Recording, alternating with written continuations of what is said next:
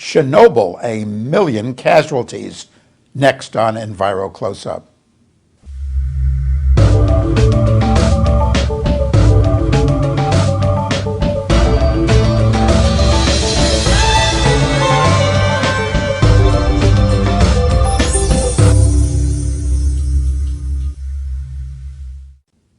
Welcome to Enviro Close-Up.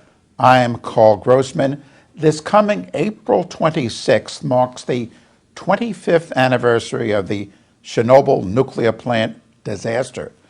Meanwhile, the nuclear industry worldwide is pushing for a revival of nuclear power, and this very important book has been published, Chernobyl: Consequences of the Catastrophe for People and the Environment, and it concludes, based on now available medical data, that between 1986, the year of the accident, and 2004, 985,000 people died as a result of the disaster, and more have been dying since. With us is Dr. Janet Sherman. She's the contributing editor of this book, which was authored by a noted Russian biologist, Dr. Alexei Yablokov, Vasily Nestorenko, and Alexei Nestorenko. They're both from Belarus. Welcome, Janet. How did these people die? I mean, we're talking 1,000,000 people dead from this nuclear plant accident. How? They died of multiple different kinds of diseases, from cancer to heart disease, brain damage, thyroid cancer, but many, many children died in utero, in other words, before they were born, or died of birth defects after they were born. How did these scientists determine 985,000 deaths as a result of Chernobyl? Based on medical data that were available to the scientists.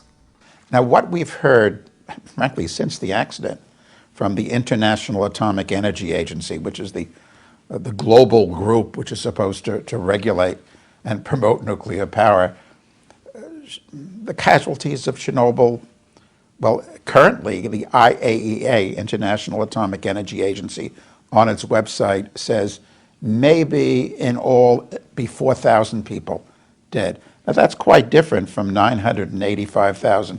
Why this discrepancy? Well, they released a report called the Chernobyl Forum, and they only included about 350 articles available in the English language. But Drs. Yablokov and the two Nestorenkos looked at well over 5,000 articles.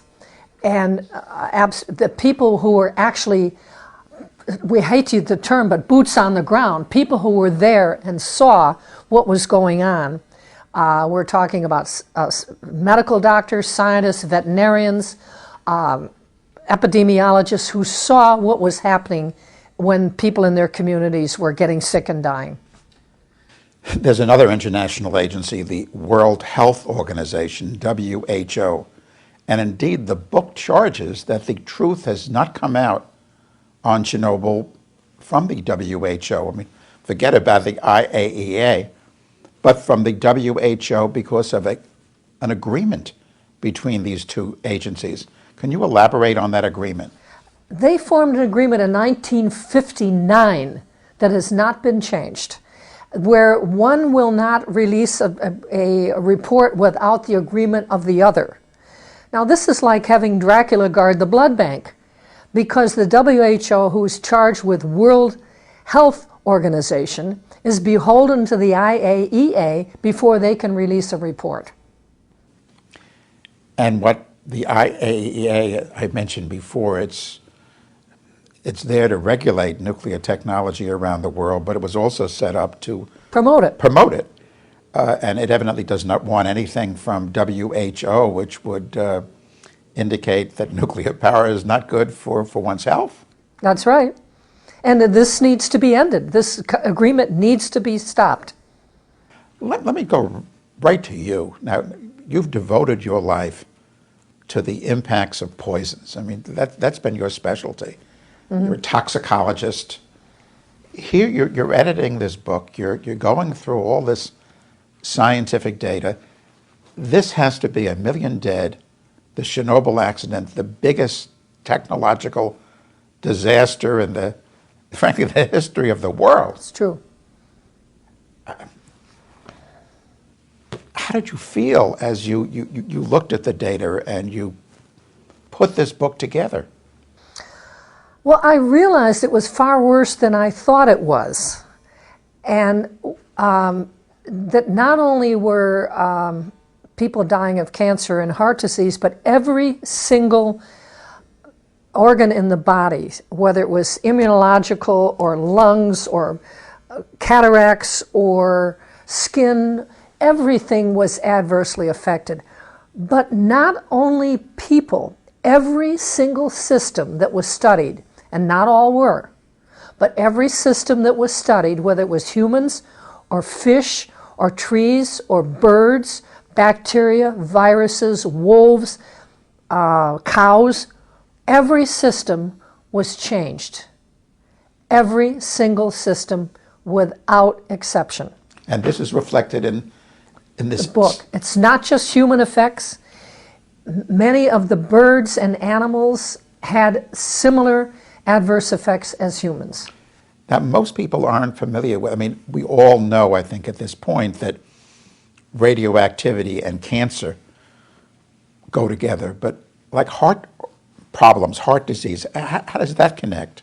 Well, one of the most fascinating things that I learned when I was rewriting the text of the book and going through all the data was one of the scientists, Bandashevsky, had done a study that showed that the cesium-137 levels in children were the same as he had found in test animals and were causing heart damage. He reported this, and for his work, he was put in prison. And he was put in prison? He was put in prison, yes. And he analyzed, these are animals that were... Well, he did the original study on animals, and then he was a pathologist, and he was studying the results in children, and he found the same changes in the hearts of children who had died as he'd seen in the animals. And when he reported it, his thanks was he got arrested and put in prison. The radioactivity from Chernobyl, Russia, Belarus, the Ukraine, these were three places where, I mean, a lot of the radiation was deposited. But according to this book, again, based on data, I mean, those poisons came down all over the world. Yes, they did. And the greatest concentrations came down in Belarus, Ukraine, and Russia.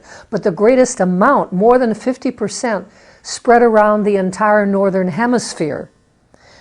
Particularly went north into Scandinavia and eastward into Asia. As far as China. Oh, yes. The book concludes, indeed, that the deaths as a result of Chernobyl occurred not just in Belarus, Russia, and the Ukraine, but all over. Oh, around the entire the world, yes, of course. How long will this continue? I mean, some of the poisons that were discharged, they're going to be around for millennia. Oh, yes. I mean, just the two main ones, cesium-137 and strontium-90, have half-lives about 30 years, so they'll be around for 3 centuries at least. But many of the isotopes will be around for millennia. You're right. The book, however, stresses that the worst damage occurred in those early months, particularly those early weeks when the fire that, I mean, there was this huge fire that wasn't, I mean, they weren't able to put it out, was blazing. Well, yes, but still, right now the reactor is leaking into the water supply. The structure that is around the reactor right now is not sound, and if there's so much as a mild earthquake, there's a chance of it collapsing. So this reactor is by no means covered up or safe and not leaking. Now, this book telling the truth about Chernobyl was published by the New York Academy of Sciences, a rather prestigious organization. What about the rest of I don't know, the scientific establishment. What's been their, how can I put it, stance, their position in getting this information out on Chernobyl? Well, some groups have been very interested in getting out the information, and people allied with the nuclear industry would just assume that nobody knew anything about what's in that book. How did Dr. Yablokov and the doctors Nestorenko embark on this journey with you of looking into the impacts of Chernobyl? Well, they have been aware of the WHO-IAEA agreement, and actually there have been people 24/7 outside of the WHO headquarters in Geneva trying to get this stopped, this agreement stopped. These people have been demonstrating? Demonstrating, yes. Picketing because of this Agreement. What the book describes as a collusive agreement between the IAEA and WHO. That's correct. Alexei Yablokov was a consultant to both Gorbachev and Yeltsin on the Chernobyl issues. And as you know, the data were covered up for about 3 years right after Chernobyl happened because the governments did not want anything to be known by people, and they collected almost nothing in the way of data. Alexei became interested in that and started collecting information. I think there's something like 150,000 publications that have come out, and they utilized well over 5,000 in writing this book. Many of the sources in here have never been translated in English. Mostly were in the languages of Ukraine, Russia, and Belarus. So this is entirely new information that has not been available to the Western world. You talk about the impacts on people, on animals, on plant life. Are the mechanisms different? No, essentially the mechanisms are the same. Exposure to these radioactive isotopes are taken up by plants, are taken up by birds, taken up by humans, and damage the cells, kill some of the cells, damage the DNA, damage the genetic mechanisms of species. Now, if it kills a cell, then it's not going to go on to cause cancer. If it damages a cell, it can go on to cause cancer or a birth defect in a human, a bird, or even quote, birth defects in plants. Plants have been altered by Chernobyl. Now, you just mentioned how the consequences were a lot to the northwest because the winds were blowing towards, of all places, Scandinavia. Yes. The Lapps, I mean, people who had nothing to do whatsoever with Chernobyl or nuclear power, they got hit. There was rain and there was fallout and so forth. Speak about those consequences. A recent study has come out shown that children born in Scandinavia at the time when the Chernobyl fallout occurred are less likely to graduate from high school. They have intellectual impairment. Probably the most serious consequence of Chernobyl that I'm aware of is that only 20% of children in Belarus are considered healthy. That means that 80% of the children in Belarus are not well compared to the data that they have of children before the Chernobyl accident. And they're medically not well, and they are intellectually below par. How would that, what would be the relationship there between radioactivity and a deterioration of intellectual capability? Well, while a mother is pregnant, she is eating food, and what happened was that most of the people either did not know or they did not have access to food that was not contaminated. These isotopes are taken into the body while a woman is pregnant. They are transported through her body to the unborn and damage the heart, the lungs, the thyroids, the brains, all of the tissues, the immunological system of these unborn. These children are born unwell, low birth weight. There was a very high fetal death rate as a result of these exposures. This is probably the greatest tragedy that could occur to a culture.